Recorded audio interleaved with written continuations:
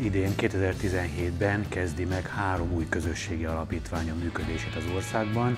Ezzel a hazai közösségi alapítványok száma 4-re növekszik, és azt mondhatjuk, állíthatjuk, hogy elérkeztek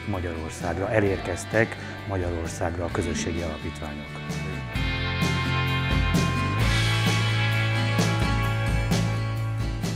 A közösségi alapítványok igazából lehetőséget teremtenek az embereknek, hogy mindenki a saját módján tegyen azért, ahol lakik, ahol dolgozik. Akinek pénze van az adományokkal, akinek ideje van az önkéntes munkával, akinek ötlete van, az pedig azokkal az ötleteknek a közrebocsátásával és megvalósításával, amitől jobb lesz ott élni.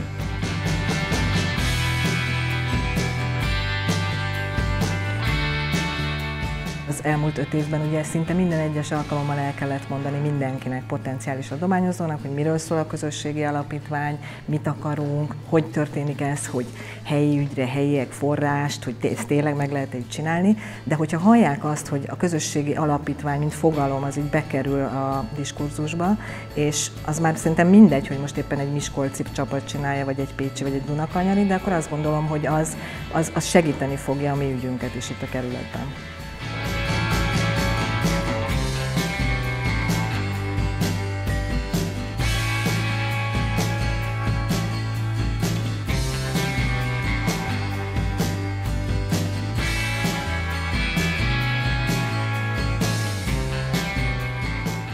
Átéltünk olyan élményeket, amikor megtapasztalhattuk, hogy ez a valóságban is működik, hogy olyan teret tudunk teremteni, olyan közös térbe tudjuk hívni a különböző szegmensbe, szektorokba dolgozó embereket, ahol közösen tudunk tenni, cselekedni helyi ügyekért. Egyre többen fognak erről beszélni, egyre több olyan esemény lesz, egyre több olyan körülményt fogunk teremteni, amikor megvalósul annak a lehetősége, hogy nagyon különböző emberek, nagyon különböző célokkal, elvárásokkal egy bizonyos ügyért abban az egy pillanatban összefogjanak és közösen előidézzenek valamilyen változást.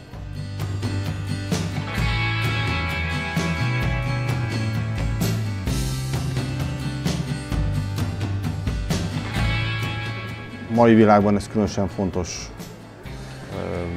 tevékenység, mert az embereknek az az érzése, hogy tudnak tenni és változtatni saját életükön, illetve befolyásolni tudják a kisebb közösség életét, ez nem nagyon része az életünknek. Maga ez az egész folyamat és az emberekre való hatása, ez az, ami igazándiból fontos. Tehát vannak, akinek egyiket kell támogatni, van, akinek a másikat.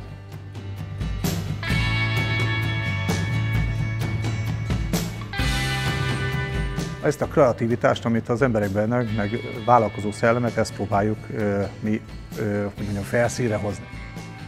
Évvégén, hogyha akkor beszélgetünk, bízok benne, hogy akkor már sikeres pályázatokkal hátunk mögött tudunk elmondani, hogy igen, ez működik, és ez a cél, ez jó volt.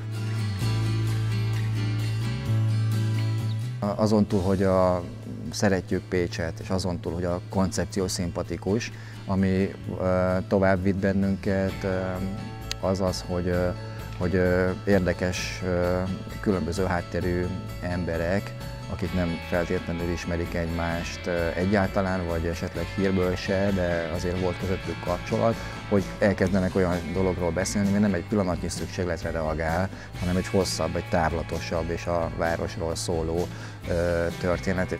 Akkor lennénk elégedettek hosszabb távon a közösségi alapítványunkkal, hogyha segítene ezt a széttöredezett helyi társadalmat a kapcsolatok szervezésével, a szolidaritás építésével, az együttműködés csatornáinak a kialakításával, így a cselekvő erő felé tolni. És arról még egy külön kört lehetne beszélni, hogy mekkora jelentősége van annak, hogyha a közösségi kezdeményezéseket magánszemélyek támogatnak, hogy ez mekkora hozzáadott értéket képvisel, hogyha a pécsi ügyeket a pécsiek támogatnak anyagilag is.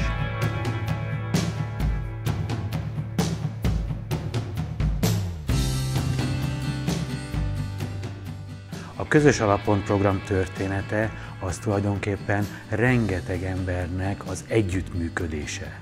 Kezdve a helyi aktivistától a Közös Alapon program pro bono könyvelőjéig, a nemzetközi támogatónk képviselőjétől a helyi adományozóig. Ez egy óriási csapat, szerintem körülbelül 30-40 emberről beszélünk, és ennek a csapatnak a közös munkája bizonyítja azt, hogy összefogással, együttműködéssel igenis építeni tudunk egy jobb, szebb, élhetőbb Magyarországot.